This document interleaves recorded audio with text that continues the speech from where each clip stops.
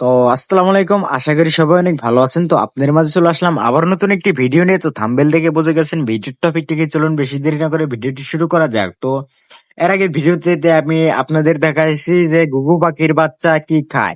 তো আজকে আবারও আপনাদের মাঝে ধরে তুলবো যে ঘুঘু পাখির বাচ্চা কি খায়, এবং কি আমি আলাদা ভিন্ন প্রকারের খাবার কিন্তু আজকে খাওয়াচ্ছি। এর আগে খাওয়াইছি একটা, আজকে খাওয়াচ্ছি অন্যটা।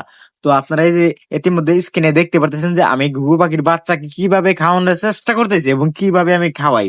তো আপনারা অবশ্যই ভিডিও দেখবেন, যে জানতে পারবেন যে ঘুঘু পাখির বাচ্চা কিভাবে খাওয়ায় এবং কি ঘুঘু পাখির বাচ্চাকে কিভাবে, হ্যাঁ, পালতে হয়। তো আপনারা যদি জানতে চান অবশ্যই ফুল ভিডিও দেখবেন, জানবেন, অনেক কিছু জানতে পারবেন। তো যারা আমার চ্যানেলটি সাবস্ক্রাইব করে নেয় জলদি সাবস্ক্রাইব করে নেন, আর যারা ফেসবুক দিকে দেখতেছেন অবশ্যই ফলো দিয়ে দিবেন। যারা আমার ভিডিও প্রতিনিয়ত দেখেন তাদেরকে কিন্তু অসংখ্য অসংখ্য ধন্যবাদ। আমার মন থেকে অনেক অনেক ভালোবাসা রইলো আপনাদের জন্য, কারণ আপনারা আমাকে অনেক সাপোর্ট করেন। আপনারা যদি আমাকে সাপোর্ট করেন অবশ্যই আমার আগ্রহটা অনেকটাই বেড়ে যায়, ভিডিও করার আগ্রহটা অনেকটাই বেড়ে যায়। তো এই যে দেখুন কত সুন্দরভাবে খাচ্ছে, মাশাআল্লাহ। তো ওদের কিন্তু আজকে আমি খাওয়াচ্ছি যেটাকে আমাদের, হ্যাঁ, বলা হয়, আমাদের গ্রামের ভাষায় বলা হয় এটাকে খুদ। হ্যাঁ, চাইলের খুদ, চাউলের খুদ, যেটাকে বলি আমরা খুদ।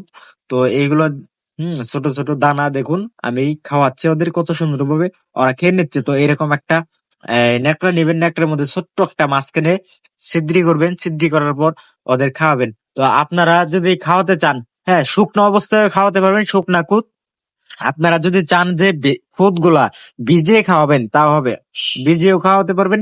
তবে আমার মতে এই খুদ শুকনা অবস্থায় খাওয়ান ভালো, তারপর আপনারা পানি খাওয়াবেন। হ্যাঁ, অনেকটাই ভালো হবে, ওদের গলায় আটকে যাবে না।